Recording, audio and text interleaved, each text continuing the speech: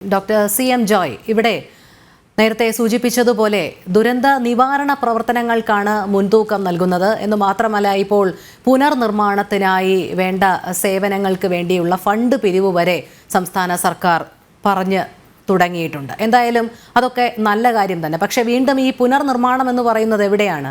ഇതേ മലയോര മേഖലകളിൽ തന്നെയല്ലേ വീണ്ടും കെട്ടിടങ്ങൾ കെട്ടിക്കൊടുക്കുന്നത്? അതല്ലാതെ എന്ത് തീരുമാനമാണ് സംസ്ഥാന സർക്കാരിൻ്റെ ഭാഗത്തു നിന്നും ഉണ്ടാകേണ്ടത്?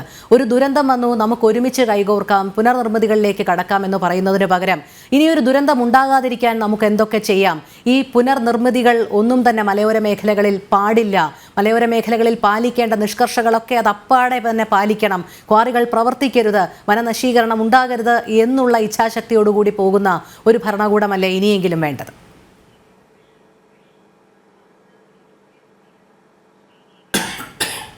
അതാണ് നമുക്കില്ലാത്തത്. അത്തരത്തിലുള്ള ഒരു അച്ചടക്കത്തോടു കൂടിയുള്ള ഒരു വികസനം ആണ് കേരളത്തിൽ വേണ്ടത്.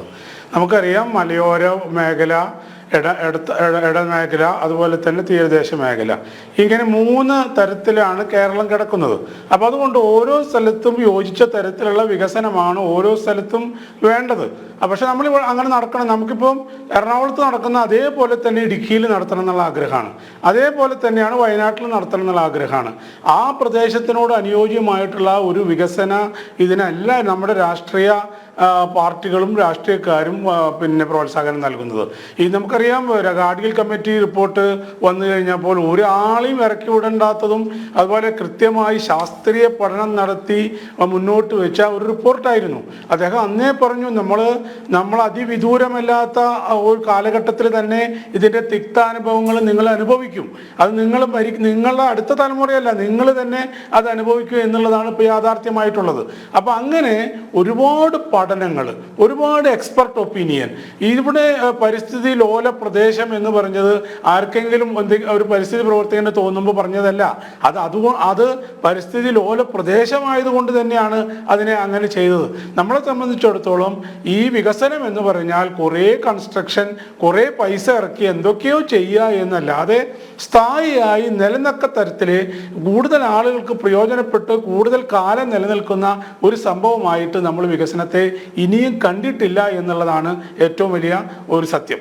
പിന്നെ നമുക്കറിയാം, ആളുകളെ ഇപ്പം നമ്മളിവിടെ പഠനങ്ങൾ നടത്തി റിപ്പോർട്ടുകൾ ഉണ്ടാക്കി എല്ലാം ഉണ്ടാക്കിയാലും ഇതൊന്നും ജനങ്ങളുടെ ഉള്ളിലേക്ക് എത്തുന്നില്ല എന്നുള്ളതാണ് ഏറ്റവും ദോഷകരമായിട്ടുള്ളത്. കാരണം ഇപ്പോൾ ഇവിടെ നേരത്തെ പറഞ്ഞു, നമുക്ക് റെഡ് അലർട്ട് തന്നാൽ അതിതീവ്ര മഴയുണ്ടാകുമെന്നും 20 മുതൽ 24 സെൻറ്റിമീറ്റർ മഴ വരാൻ സാധ്യതയുണ്ടെന്നും കർശന നടപടിയിൽ ആളുകളെ മാറ്റി പാർപ്പിക്കേണ്ട ഒരു സമയമാണെന്നും എത്ര പേർക്കറിയാം? അതുപോലെ തന്നെ ഓറഞ്ച് അലർട്ട്, തീവ്ര മഴയാണ്, 11 മുതൽ 20 സെൻറ്റിമീറ്റർ മഴയുണ്ടാവും, വെരി ഹെവിയാണ്, മുൻകരുതൽ നടത്തണം. അതുപോലെ തന്നെ യെല്ലോ അലർട്ട്, ശക്തമായ കനത്ത മഴയ്ക്ക് സാധ്യത, 6 മുതൽ 11.5 സെൻറ്റിമീറ്റർ വരെ ഹെവി റെയിനാണ് വരാൻ പോകുന്നത്, നമ്മൾ കരുതലെടുക്കണം.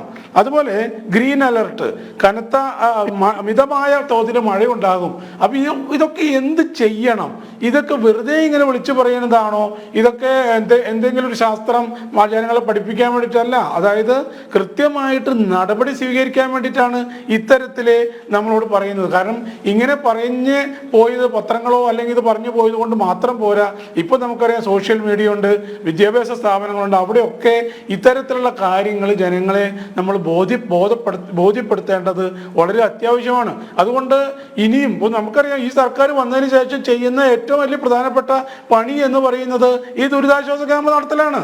ഒരു ദുരിതം കഴിയുമ്പോൾ അടുത്ത ദുരിതം. അതിനിപ്പോൾ സർക്കാരിനെ കുറ്റം പറഞ്ഞിട്ട് കാര്യമില്ല. പക്ഷേ ഈ അടുത്ത ദുരിതം വരാതിരിക്കാൻ എന്ത് ചെയ്തു എന്ന് ചോദിച്ചാൽ 0 ആണ്. അടുത്തൊരു പ്രളയം മാറാനായിട്ട് എന്ത് ചെയ്തു? 0 ആണ്.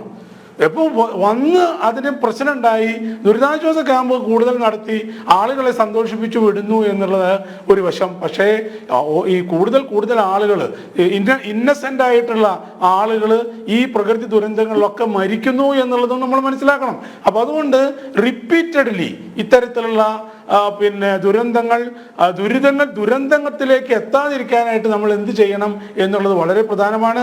അതിന് ഞാൻ നേരത്തെ പറഞ്ഞതുപോലെ ഒരു ശാസ്ത്രീയമായ വഴി മാത്രമേ ഉള്ളൂ. നമുക്ക് ഇഷ്ടംപോലെ ശാസ്ത്രജ്ഞന്മാരുണ്ട്, ഇഷ്ടംപോലെ ഗവേഷണ സ്ഥാപനങ്ങളുണ്ട്. അവരൊക്കെ പഠിച്ചുകൊണ്ടിരുന്നത് 78 മുതൽ ഗവേഷണ സ്ഥാപനങ്ങളൊക്കെ ഉള്ള അവരൊക്കെ പഠിച്ചുകൊണ്ടിരുന്നത് ഈ കേരളത്തെ കുറിച്ചാണ്. ഈ പറഞ്ഞ ത്രിവിക്രമൻ സാർ പറഞ്ഞതുപോലെ കേരള യൂണിവേഴ്സിറ്റിയിലെ ജിയോളജി ഡിപ്പാർട്ട്മെന്റ് ഉണ്ട്, കൊച്ചിൻ യൂണിവേഴ്സിറ്റി ജിയോളജി ഡിപ്പാർട്ട്മെന്റ്, ഇവരും കോളേജുകളിൽ ജിയോളജി ഉണ്ട്. ഇവരൊക്കെ പഠിച്ചുകൊണ്ടിരിക്കുന്നത് കേരളത്തെ കുറിച്ചാണ്. പക്ഷേ എന്ത് പഠിച്ചു? ആ പഠിച്ചത് ഈ സമൂഹത്തിന് വേണ്ടി എന്ത് ഗുണമുണ്ടായി എന്നും കൂടി നമ്മൾ ആലോചിക്കണം.